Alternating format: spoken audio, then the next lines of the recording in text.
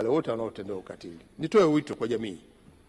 Matukio haya ambayo yanajitokeza baadhi ya maeneo yanaondoa haki ya msingi ya kibinadamu pale anapotendewa ukatili dhidi yake, na kwa kila mmoja awe mlinzi wa matendo haya popote katika jamii yetu, kuanzia ngazi ya vitongoji, vijiji na maeneo yote. Pale ambako kunajitokeza jambo hili, basi tuchukue hatua dhidi ya wale ambao wanatenda matendo haya. Kwa kushirikiana wote tunaweza tukapunguza kwa kiasi kikubwa na kukomesha ukatili dhidi ya wote ambao wanatenda matendo haya. Kwa hiyo mkakati wa serikali utaendelea nao na tutaendelea kutoa elimu kwa jamii, kuhakikisha kwamba jamii inatambua umuhimu na inatambua wajibu wake, lakini pia tutaendelea kushirikiana na wadau ambao wameanzisha taasisi zinazosimamia kupinga ukatili dhidi ya makundi haya, na pale ambako tutakuwa kuna umuhimu wa kuona namna mzuri ya kuhakikisha kwamba jamii inaishi ikiwa inatendewa haki, ikiwemo na taasisi za haki ya binadamu, tutaendelea kushirikiana nao tuweze kukomesha au kupunguza au kukomesha kabisa ukatili dhidi ya makundi mbalimbali ambayo tunaishi nayo kwenye jamii. Sasa mkakati wa serikali, kwanza tunashirikiana na wadau kuhakikisha kwamba tunaweka utaratibu mzuri wa kuhakikisha watoto hawa wanapata haki zao za kimsingi ili wafikie ndoto ambayo Mheshimiwa Maleko anaieleza.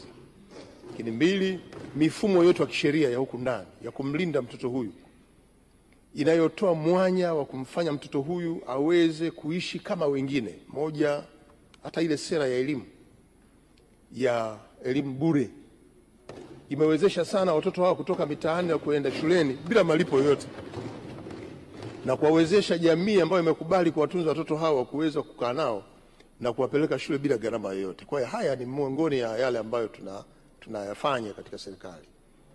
Niendelee tu kuitaka jamii kwamba uko muhimu wa kuwabaini watoto wetu walioko mitaani ambao wanazagaa, hawana mwelekeo, lakini hawana huduma maalum, kuweza kuweka pamoja na kuwapeleka kwenye halmashauri. Idara ya ustawi wa jamii itaratibu kwa mujibu wa taratibu ambazo serikali imejiwekea. Naweza kusema kwa jumla kwamba serikali tutaendelea kushirikiana na wadau kuhakikisha kwamba tunatambua watoto hawa na mahitaji yao, lakini kuwapeleka maeneo ambayo watapata huduma muhimu za kimsingi kama vile elimu, afya, malazi, chakula, ili tuweze kuwapunguza kwa kiasi kikubwa kwa hiyo. Kwa hiyo nitoe wito kwa jamii, tuache tabia kuwatupa watoto, tuache tabia kuwatelekeza watoto, tuache tabia ya kuacha watoto wanajiendesha wao wenyewe bila kulelewa, ili watoto hawa ndio taifa ambalo litakuja kujengwa na kuleta maendeleo kupitia watoto hao. Kwa hiyo wanahitaji haki yao kimsingi ya kuhakikisha kwamba wanapata huduma bora na waendelee kufikia ndoto ambazo wanazo. Asante sana Mheshimiwa Spika.